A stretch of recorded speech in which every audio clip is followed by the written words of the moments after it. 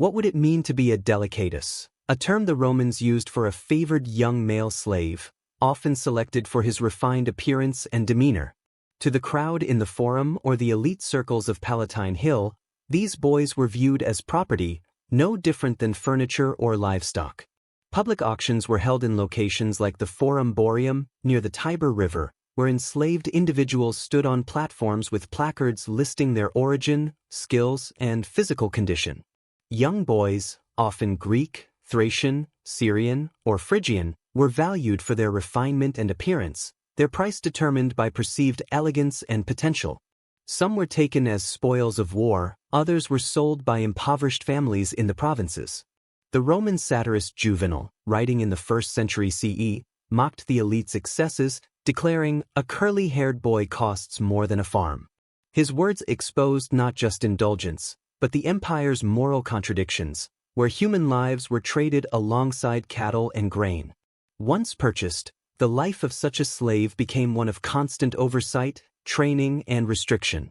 Those destined for domestic roles in elite households were often subjected to strict discipline, and their days were spent grooming, performing, serving, or simply maintaining appearances.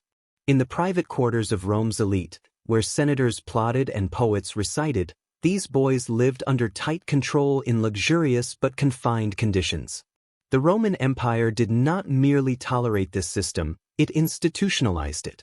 The buying and selling of enslaved boys for household service was neither rare nor secret. It was part of the luxury economy of the imperial elite. And yet, this was only the beginning. For the most highly valued among them, the situation intensified, because for the emperor's household, ownership was not enough. Control had to be absolute. Castration as control, the imperial court's secret practice.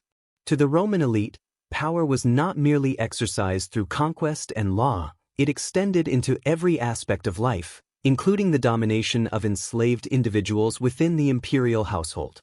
Nowhere was this more evident than in the use of eunuchs in the Roman court, enslaved boys and young men whose altered status symbolized submission, hierarchy, and exclusivity. Within the imperial palace on the Palatine Hill, eunuchs known as spadones served as slaves to emperors and nobles. These were not isolated practices but reflected Rome's complex relationship with Eastern customs. Though Roman writers often criticized eunuchs as symbols of Eastern effeminacy, the elite continued to employ them, particularly those from Parthia and Asia Minor, highlighting the contradictions within Roman cultural ideals. Historical records suggest that castration, though technically illegal under the Lex Cornelia, was at times carried out to preserve certain physical traits favored in elite circles. While Roman medical texts avoid describing the procedure in detail, the contradiction in Roman law is striking. While castration was formally banned, enforcement was inconsistent, especially when elite households were involved. As the empire expanded, so did this contradiction. Enslaved boys from regions like Cappadocia, though rarely acknowledged openly, functioned as a calculated tool for preserving elite power. Yet for many of these enslaved individuals, life within the emperor's private sphere remained one of ritual, limitation, and unrecognized service. The emperor's slaves hidden lives inside Rome's imperial court. Stripped of freedom, family, and personal agency, many enslaved boys in ancient Rome were absorbed into the private spheres of the imperial elite, rarely emerging again with an identity of their own. One of the most notable examples was Sporus, an enslaved youth reportedly brought into Emperor Nero's inner circle. According to Suetonius in the 12 Caesars, Nero arranged for Sporus to undergo a physical alteration, dressed him in women's garments, and held a public ceremony in which he referred to him as his wife. Sporus accompanied Nero in public, sat beside him at events, and resided in the imperial household. The emperor reportedly called him Sabina, echoing the name of his deceased spouse. Historians interpret this act not as affection, but as a demonstration of theatrical control and imperial excess. But Sporus was not alone. Roman sources refer to others, delicati, spado, and pueri delicati, enslaved youths selected for their appearance and assigned to perform referenced such slaves in passing, sometimes critically, sometimes with admiration. Yet behind the luxury, there was hardship.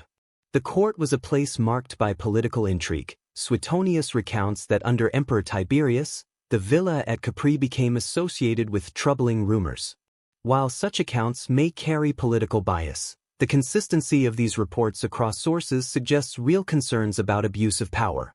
What made their lives especially tragic was the paradox of high visibility and complete voicelessness. These enslaved youths were displayed as symbols of wealth and refinement, but held no true agency. They could live in marble palaces and sleep on golden beds, yet stayed under strict control. Roman society, deeply focused on status and appearance, saw their condition not as a problem but as a mark of elite privilege. To be such a slave in the Roman Empire was to live close to power but remain helpless. Admired and used, yet never truly free, their lives were carefully controlled acts made to show the values of a society that joined beauty with power. Rome's trade in enslaved boys showed an empire where style hid cruelty, and political strength was kept through control of human lives. Practices such as body change and public display proved that even the most advanced societies could hide pain behind art, law, and ceremony. How might the silent stories of these eunuchs change your view of Roman greatness? Comment below. As Juvenal asked, who will guard the guards themselves? If you enjoyed this story, make sure to like it. Your single click gives us the strength to create more powerful stories. We will see you in the next episode, so stay tuned and take care.